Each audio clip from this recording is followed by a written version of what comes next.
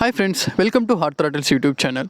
இன்றைக்கி நம்ம Bs6 bikes and scooters நீங்கள் வச்சுருக்கீங்க அப்படின்னா இதை வந்து எப்படி ப்ராப்பராக மெயின்டைன் பண்ணலாம். என்ன ரீசன் வந்து பார்த்தீங்கன்னா, இப்போ Bs6 வந்ததுக்கப்புறம் வந்து பார்த்தீங்கன்னா இதோட சென்சார்ஸோட ஃபெயிலியர் ரேஷியோ வந்து ரொம்பவே அதிகமாக இருக்குது. நீங்கள் எப்படி இந்த சென்சார்ஸோட ஃபெயிலியரை வந்து ப்ரிவெண்ட் பண்ணிக்கலாம் அப்படின்றத வந்து நம்ம பேசுவோம்.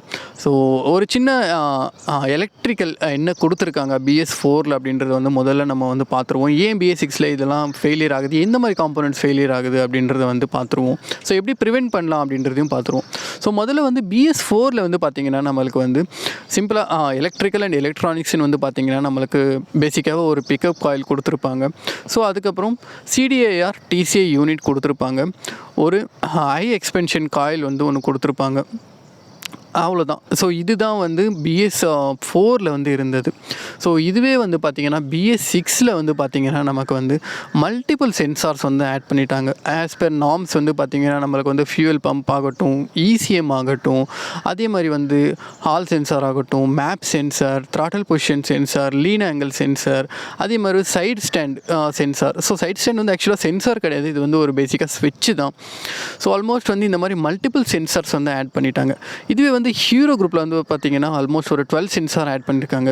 ஹீரோவில் வந்து பார்த்திங்கன்னா நம்ம ஏதாச்சும் ஸ்கூட்டர்ஸ் ஆர் பைக் ரிவ்யூ பண்ணும்போது அதில் என்னென்ன சென்சார் கொடுத்துருக்காங்க அப்படின்றது பார்ப்போம்.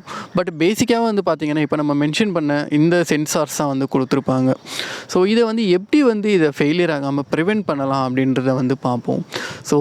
நம்பர் 1 வந்து பார்த்திங்கன்னா உங்களோட பேட்டரியை வந்து ப்ராப்பராக வச்சுக்கோங்க.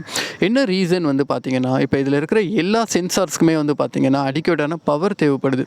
இப்போ ஒரு பேட்டரி ட்ரெயின் சுச்சுவேஷன்ஸ் வருது, நீங்கள் வந்து கிக்கர்லேயே ரொம்ப நாளாக வந்து ஸ்டார்ட் பண்ணி ஓட்டிகிட்ருக்கீங்கன்னு வச்சுக்கோங்களேன். அதில் வந்து உங்களுக்கு வந்து எலக்ட்ரிக்கலில் வந்து ஃப்ளக்சுவேஷன் இருக்கும் கரண்ட்டில். இதனால் வந்து உங்களோட காம்போனன்ட்ஸ் வந்து ஃபெயிலியர் ஆகிறதுக்கான சான்சஸ் வந்து ரொம்ப அதிகம். மெயினாகவே வந்து பார்த்திங்கன்னா நீங்கள் கிக்கரில் வந்து ரொம்ப நாளாக BS6 வண்டி வந்து ஸ்டார்ட் பண்ணி ஓட்டிகிட்ருக்கீங்க அப்படின்னா உங்களுக்கு ஃபஸ்ட்டே வந்து பார்த்திங்கன்னா ECM தான் போகும். நீங்கள் வந்து பெட்டர் நீங்கள் யாராச்சும் வந்து BS6 பைக்ஸில் வந்து உங்களுக்கு வந்து பேட்டரி ட்ரெயின் ஆகிருக்கு, நீங்கள் வந்து இன்னும் கிக்கரில் தான் ஸ்டார்ட் பண்ணி ஓட்டிகிட்ருக்கீங்க அப்படின்னா இமீடியட்டாக வந்து பேட்டரி வந்து ரீப்ளேஸ் பண்ணுங்கள்.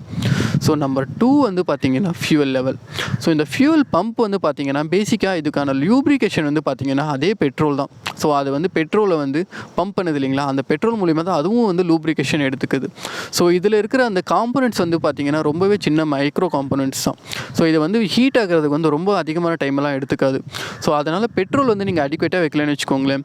அந்த ஃபியூவல் வந்து ப்ராப்பராக அதுக்கு போகாதப்போ என்ன ஆகும்னா அது ஹீட் ஆக ஆரம்பிக்கும். இதனால் அந்த காம்போனன்ட்ஸோட குவாலிட்டி கம்மியாகும். கூடிய சீக்கிரத்தில் அந்த ஃபெயிலியருக்கான ரேஷியோ வந்து அதிகமாகவே இருக்குது. இதனால் ப்ராப்பராக ஒரு 1 to 1.5 லிட்டர் வந்து ப்ராப்பராக உங்கள் மேனுவல் வந்து ரெஃபர் பண்ணுங்கள். அதில் வந்து கொடுத்துருப்பாங்க இதுதான் வந்து இந்த ஃபியூவல் லெவல் வந்து நீங்கள் மெயின்டைன் பண்ணணும் அப்படின்ட்டு. அந்த ஃபியூவல் லெவலை வந்து ப்ராப்பராக மெயின்டைன் பண்ணுங்கள். நம்பர் 3 வந்து பார்த்திங்கன்னா நீங்கள் ஏதாச்சும் அக்சசரிஸ் வந்து ஃபிட் பண்ணுறீங்கன்னு வச்சுக்கோங்களேன். இந்த கீழேருந்து வந்து நீங்கள் இக்னிஷன் எடுக்க வேண்டாம். பவர் சப்ளை வந்து கம்ப்ளீட்டாக எடுக்க வேண்டாம். என்ன ரீசன் அப்படின்னு வந்து பார்த்திங்கன்னா உங்களுக்கு வந்து இக்னிஷனில் வந்து நீங்கள் எக்ஸாம்பிள் இக்னிஷனில் ஏன் எடுப்பாங்க அப்படின்னா நீங்கள் வந்து கீ ஆன் பண்ணும்போது தான் அந்த அக்சசரிஸ்க்கான பவரும் வந்து போகும். 99% வந்து பார்த்திங்கன்னா கீழே இருந்து தான் எல்லாருமே இக்னிஷன்ஸ் எடுப்பாங்க. அந்த கீழேருந்து இக்னிஷன் எடுக்கிறத வந்து கம்ப்ளீட்டாக அவாய்ட் பண்ணுங்கள். என்ன ரீசன்னா உங்களுக்கு ECMக்கான பவர் வந்து முதல்ல கீ ஆன் பண்ண உடனே ECM தான் டர்ன் ஆன் ஆகும். அதுக்கான பவர் வந்து பார்த்திங்கன்னா நமக்கு வந்து கீழேருந்து தான் போகும். இன்கேஸ் நீங்கள் கீழேருந்து பவர் எடுத்திருக்கீங்க அப்படின்னும் போது உங்களுக்கு ஆன் பண்ணும்போது எந்த பிரச்சனையும் கிடையாது. இதுவே நீங்கள் ஆஃப் பண்ணும்போது என்ன ஆகும்னா ஒரு சர்டன் பீரியட் வந்து அந்த பவர் வந்து அதுக்கு கண்டினியூஸாக போயிட்டே தான் இருக்கும். இம்மீடியட்டாக வந்து அந்த கீ வந்து டர்ன் ஆஃப் ஆகாது. ECM வந்து எக்ஸாம்பிள் நீங்கள் வந்து ஒரு PC ஷட் டவுன் பண்ணுறீங்கன்னு வச்சுக்கோங்களேன். நீங்கள் இமீடியட்டாக ஷட் டவுன் பண்ணதுமே இமீடியட்டாக ஷட் டவுன் ஆகாது. சர்டன் டைம் எடுத்துகிட்டு தான் ஷட் டவுன் ஆகும். இதே மாதிரி தான் ECMும் வந்து பார்த்தீங்கன்னா நீங்கள் கீ ஆஃப் பண்ண உடனே இமீடியட்டாக டர்ன் ஆஃப் ஆகாது. சர்டன் செகண்ட்ஸ் எடுத்துகிட்டு தான் டர்ன் ஆஃப் ஆகும். நீங்கள் இமீடியட்டாக அந்த பவர் வந்து வேறு இடத்துல வந்து அது கன்சியூம் ஆகிடுச்சின்னு வச்சுக்கோங்களேன். அப்போ வந்து என்ன ஆகும்னா உங்களுக்கு அதுக்கான ஃபெயிலியர் ரேஷியோ வந்து அதிகமாகுது. அதில் இருக்கிற அந்த நமக்கு இன்ஸ்கஷன் இருக்குது இல்லைங்களா, அதெல்லாம் அந்த டேட்டாவெல்லாம் வந்து எரேஸ் ஆகிடும். அதனால் அந்த ECM வந்து டெத் ஆகிறதுக்கு சான்சஸ் ரொம்ப அதிகமாக இருக்குது. இதுக்கப்புறம் வந்து பார்த்திங்கன்னா நம்ம 4 வந்து வாட்டர் வாஷ். நீங்கள் வந்து இதுக்கு முன்னாடி BS4 நீங்கள் வாட்டர் வாஷ் எல்லாம் பண்ணியிருப்பீங்க இல்லைங்களா, இன்ஜின் எல்லாம் ஓப்பன் பண்ணி.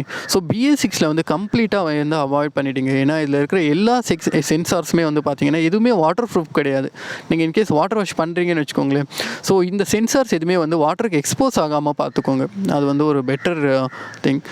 நம்பர் 5 வந்து பார்த்திங்கன்னா நீங்கள் வாரண்ட்டி, அதாவது நீங்கள் ஸ்கூட்டர் வாங்கும்போது, ஸ்கூட்டர் பைக்ஸ் வாங்கும்போது பேசிக்காகவே கம்பெனி வந்து நமக்கு ஸ்டாண்டர்ட் வாரண்ட்டி கொடுப்பாங்க. ஸோ அதோடு வந்து பார்த்திங்கன்னா எக்ஸ்டெண்டட் வாரண்ட்டியை வந்து ஆட் பண்ணிக்கோங்க. என்ன ரீசன்னா இந்த சென்சார்ஸ் எல்லாம் வந்து ரிலையபிள் கிடையாது. எப்போ வேணால் உங்களுக்கு வந்து இந்த சென்சார்ஸ் வந்து போகும். ஸோ அதனால் வந்து நீங்கள் வாரண்ட்டியில் வச்சுருக்கிறது வந்து ரொம்ப பெட்டர் ஆப்ஷன். இன்கேஸ் நாளைக்கு இந்த மாதிரி ஒரு இஷ்யூ வருது அப்படின்ற பட்சத்தில் நீங்கள் வாரண்ட்டி மூலிமா வந்து கிளைம் பண்ணிக்க முடியும். ஸோ நம்பர் 6 வந்து பார்த்திங்கன்னா ஸோ மினிமம் ஒரு 20,000 to 30,000 வந்து நீங்கள் எக்ஸாம்பிள் வந்து உங்களோட த்ராட்டல் பொசிஷன் சென்சார் ஆகட்டும், மேப் சென்சார் ஆகட்டும், இதுவே வந்து பார்த்திங்கன்னா உங்களோட காயில், அதாவது உங்களுக்கு வந்து இந்த பவர் ப்ரொடியூஸ் பண்ணது இல்லைங்களா, ஜெனரேட்டர் காயில் இருக்கு இல்லைங்களா, இன்கேஸ் சைலண்ட் ஸ்டார்டர் வச்சுருக்கீங்க அப்படின்னா அந்த பவர் ஜென்ரேட் பண்ணுற காயில் இதெல்லாமே வந்து கலட்டி அதில் இருக்க டஸ்ட்டெல்லாம் ரிமூவ் பண்ணி போடுங்க. அதே மாதிரி வந்து மேப் சென்சார், அதுக்கப்புறம் த்ராட்டல் பொசிஷன் சென்சாரெல்லாம் க்ளீன் பண்ணுறதுக்கு வந்து நமக்கு மார்க்கெட்டில் ரெடிலி அவைலபிள் இருக்குது. சில ஸ்ப்ரேஸ் எல்லாம் இருக்குது. அதை வந்து அட்லீஸ்ட் ஒரு 30,000 ஒன்ஸ் வந்து க்ளீன் பண்ணி போடுங்க. அப்போ தான் லாங் டேர்மில் வந்து உங்களுக்கு எந்த பிரச்சனையும் வராது.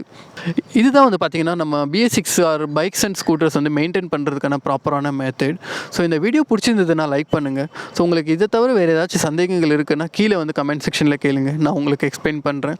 ஸோ இந்த கண்டென்ட் வந்து உங்களுக்கு பிடிச்சிருந்ததுன்னா இந்த சேனலை மைண்டில் வச்சுக்கோங்க. Thank you friends.